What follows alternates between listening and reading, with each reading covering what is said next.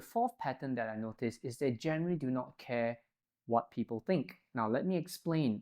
It doesn't mean that they do not have advisors or people around them whom they speak to regularly for financial advice or for updates, but more so that they do not need to show anybody, or they do not want to have people see what they have. I mean, generally they're very open. I've noticed that those that I dealt with, they're very open to new ideas, new products. In fact, they like it when I talk to them about new products in the market, what's changing, giving them updates, even though they have the know-how.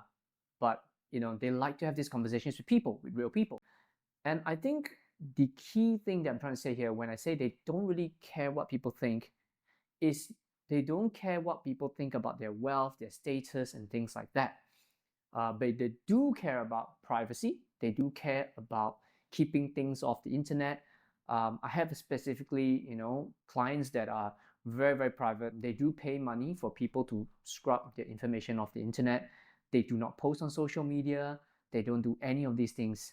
And my observation of that is that they don't want to post even their travels sometimes, until maybe they've traveled a while ago, and they don't really post these kind of things because they don't want people to know. They're very private, So that's the very stark contrast I see, where people who are not from this category, they tend to want to show their cars, their luxury items and things like that. Nothing wrong with luxury items.